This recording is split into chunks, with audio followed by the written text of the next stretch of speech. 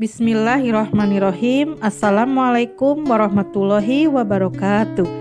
Hai anak-anakku yang soleh dan solehah, bagaimana kabarnya hari ini?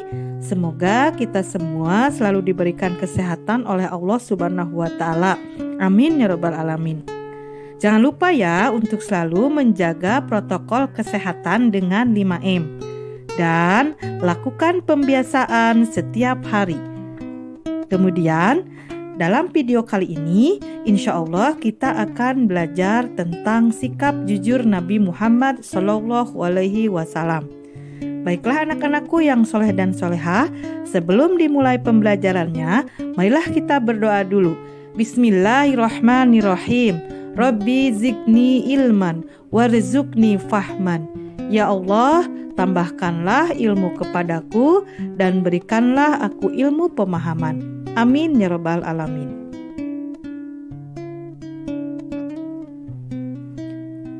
Anak-anakku yang soleh dan soleha, tujuan pembelajaran kali ini adalah yang pertama, kalian bisa menjelaskan sikap jujur Nabi Muhammad SAW, dan yang kedua, kalian bisa menyebutkan keuntungan bersikap jujur yang dicontohkan oleh Nabi Muhammad SAW. Anak-anakku, Nabi Muhammad SAW memiliki sifat jujur sejak kecil. Beliau dikenal sebagai pedagang yang jujur, juga sebagai pemimpin yang jujur. Nabi Muhammad SAW menyuruh kita selalu bersikap jujur kepada Allah Subhanahu wa Ta'ala, kepada diri sendiri, kepada orang tua, guru, dan semua orang. Baiklah anak-anakku, untuk lebih memahami apa saja sih sikap jujur yang dicontohkan oleh Rasulullah SAW kepada kita semua. Yang pertama, Nabi Muhammad SAW jujur dalam berdagang. Pada saat Nabi Muhammad SAW masih muda, yaitu sekitar umur 12 tahun, Nabi Muhammad SAW mengikuti pamannya Abdul Muthalib untuk berdagang ke Syam atau Syuriah. Tidak seperti pedagang pada umumnya, Nabi Muhammad SAW dikenal sangat jujur dalam berdagang. Beliau tidak pernah menipu atau berdusta baik kepada pembeli maupun kepada majikannya. Nabi Muhammad SAW tidak pernah menipu pembelinya, seperti tidak pernah mengurangi berat timbangan ataupun takaran, menyampaikan kondisi kelebihan dan kekurangan yang sebenarnya dari barang yang dijualnya. Sehingga apabila ada cacat pada barang tersebut, maka beliau selalu memastikan pembeli mengetahui sebelum memutuskan membeli barang tersebut. Begitupun kepada majikannya, Nabi Muhammad SAW selalu mengatakan hal yang jujur. Beliau selalu menyampaikan jumlah keuntungan yang didapatkan sesuai dengan yang beliau dapatkan dalam berdagang, baik keuntungannya sedikit maupun banyak. Oleh karenanya, majikannya sangat kagum atas kejujuran Nabi Muhammad SAW. Yang kedua, bukti kejujuran Nabi Muhammad SAW sebelum menjadi nabi. Meski sejak kecil yatim piatu, Nabi Muhammad tumbuh menjadi orang yang jujur. Semua masyarakat Quraisy mengakui kejujuran Nabi. Hal itu membuat beliau dipercaya saat menyampaikan sesuatu kepada mereka. Bukti dari kejujuran Nabi Muhammad sebelum menjadi nabi terlihat ketika beliau pertama kali berdakwah kepada masyarakat Quraisy secara terang-terangan. Suatu hari, Allah menurunkan wahyu agar Nabi Muhammad berdakwah secara terang-terangan. Beliau kemudian mengundang semua suku Quraisy dari atas bukit Sofa. Semua suku Quraisy memenuhi undangan beliau. Setelah semua berkumpul, Nabi Muhammad berkata dengan penuh percaya diri, "Apa pendapat kalian jika ku beritahu bahwa ada sepasukan kuda mengepung kalian di lembah. Apa kalian percaya kepadaku?" Mereka menjawab kompak, "Benar, kami tidak pernah mempunyai pengalaman bersama engkau kecuali kejujuran."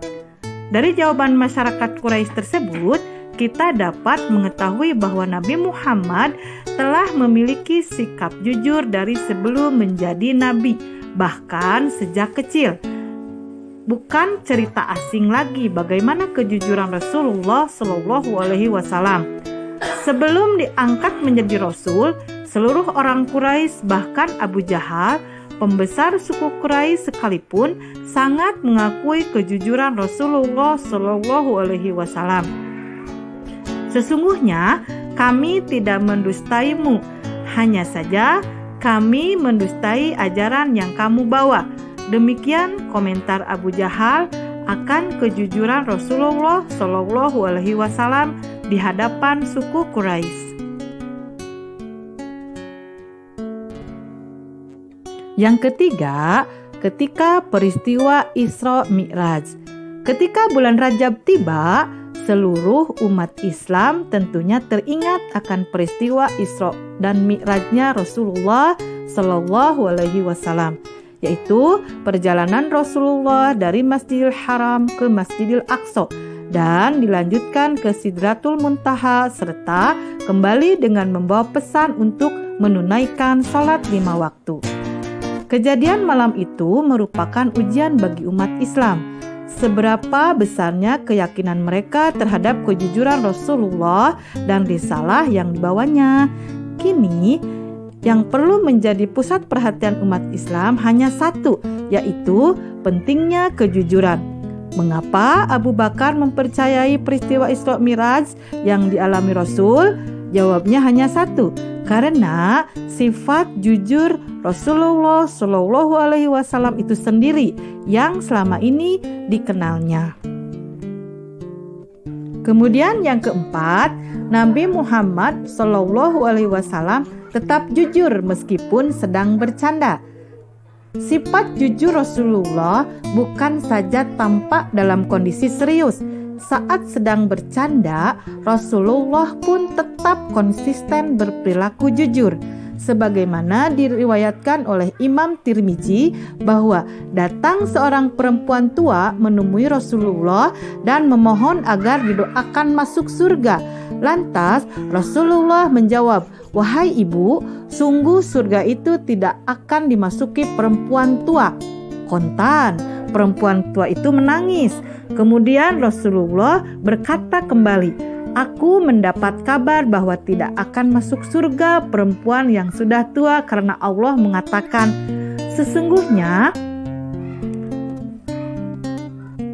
Kami menciptakan mereka bidadari-bidadari dengan langsung dan kami jadikan mereka gadis-gadis perawan penuh cinta dan sebaya umurnya." Quran Surat Al-Waqi'ah ayat 35-37. Seketika itu juga perempuan yang menangis tadi pun tersenyum dan mengetahui bahwa di dalam surga semua yang tua dijadikan muda. Dari sederetan peristiwa tersebut, Nabi Muhammad diberi gelar Al-Amin atau dapat dipercaya.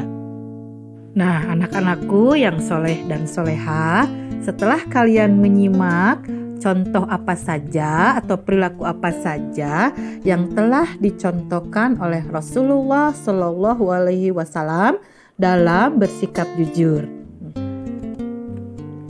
Jujur merupakan perilaku yang terpuji, yang artinya lurus hati, tidak berbohong, misalkan dengan berkata apa adanya, dan tidak curang. Contohnya, ketika kalian bermain harus mengikuti aturan yang berlaku. Oleh karena itu, jujur bukan hanya sekedar perkataan yang benar, tapi juga perbuatan yang benar, artinya sesuai dengan aturan yang berlaku. Lawan kata dari jujur adalah bohong atau dusta. Contoh perilaku jujur misalnya, Jika menemukan uang atau barang yang bukan milik kita terjatuh di jalan, maka kita harus mengembalikannya bagaimanapun caranya. Rasulullah senantiasa mengingatkan umatnya untuk selalu berkata jujur dan menjauhi sifat dusta. Dengan jujur kepada diri sendiri, maka kita akan jujur pada apa-apa yang mengikuti kita. Seperti malam mengikuti siang, dan itu akan berdampak hidup jujur di masyarakat. Kejujuran akan membawa pada kemaslahatan umat. Dalam lingkungan pendidikan, misalnya di sekolah, anak jujur harus dapat menjaga amanah, tidak suka berbuat curang. Anak harus jujur terhadap Allah Subhanahu wa Ta'ala, terhadap diri sendiri, terhadap orang tua, terhadap guru, terhadap teman. Anak-anakku yang soleh dan solehah, apa sih keuntungan bersikap jujur?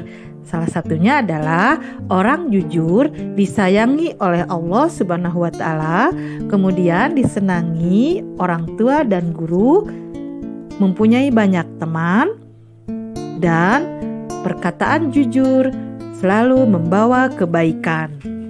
Bagaimana anak-anakku? Apakah kalian sudah memahaminya? Mudah-mudahan kita semua bisa mempraktekannya dalam kehidupan sehari-hari ya, sesuai dengan apa yang dicontohkan oleh Nabi Muhammad SAW. Berikut adalah kesimpulan dari materi pembelajaran hari ini.